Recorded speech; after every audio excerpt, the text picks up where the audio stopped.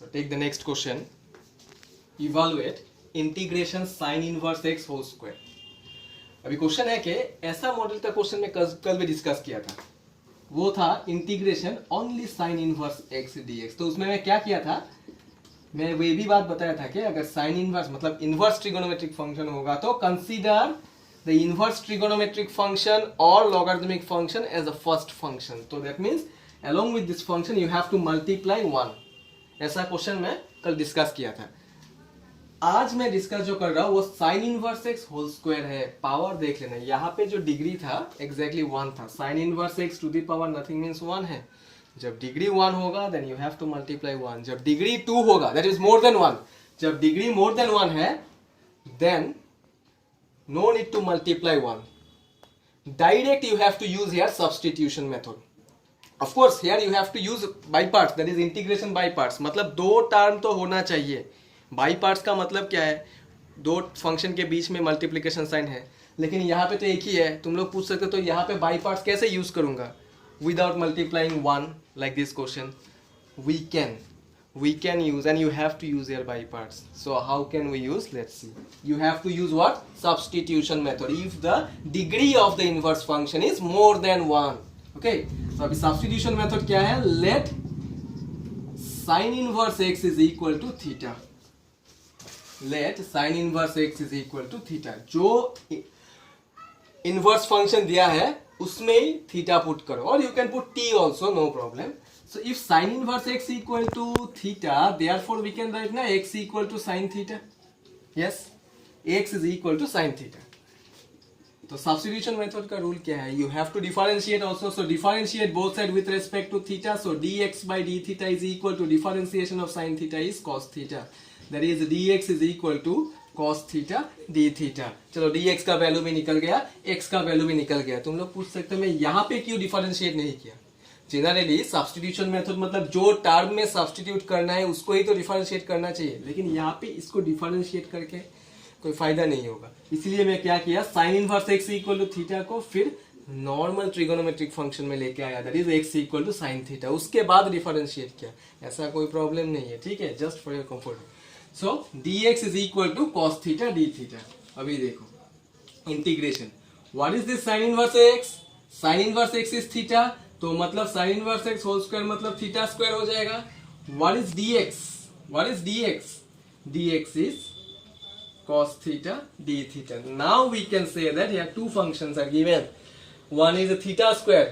Since here the variable is theta, so that means you have to consider this is an algebraic function and this one is a trigonometric function.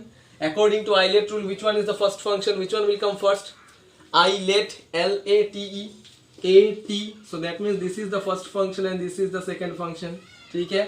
Now we can use that formula, the main formula of integration by parts. क्या है वो formula, theta square into cos theta D theta minus integration theta square D theta, sorry integration D by D theta of theta square into integration cos theta D theta whole into D theta. Okay, so theta square integration cos x is sin x, so that means sin theta minus d by d theta of theta square is theta 2 into theta. Okay, that is d dx of x square type. Okay, integration cos theta again sin theta d theta, this d theta here. Okay, so ये 2 जो है, ये 2 को मैं बाहर भी लिख सकता तो फिर और आसान हो जाता है. So theta square minus into sin theta minus 2 into I1. We can consider here also this part is I1. So अभी मतलब I1 का वैल्यू निकालना है. I1 का वैल्यू कैसे निकालना है, देखो I1 is equal to integration theta into sin theta. So just you have to integrate it here also. See, एक ही फॉर्मूला दो बार यूज करना है, जैसे यहाँ पे यूज किया सेम फॉर्मूला यहाँ पे यूज करना है. This is the first function algebraic function. This is the second function which is trigonometric function. So theta integration sin theta d theta minus integration d by d theta of theta into integration sin theta d theta whole into d theta. So that is theta, integration sin theta we all know, minus cos theta, minus d by d theta of theta is 1. Integration sin theta is minus cos theta. So minus minus, this will become plus cos theta d theta.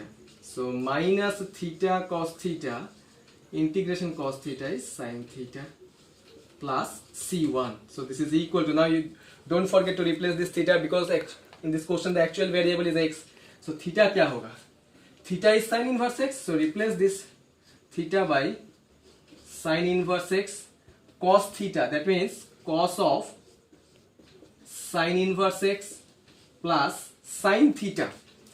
Sin theta मतलब sin of sin inverse x, this is nothing but x only, याद रखना, ठीक है? Sin of sin inverse x is x plus c1. This is the say equation. Sorry, this one is say equation number 1. Like the previous question, you have to put the value.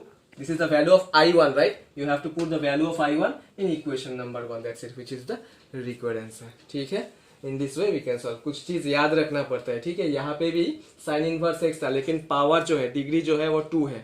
If the degree is more than 1, then you have to use substitution method directly. Okay? So I will discuss some more questions.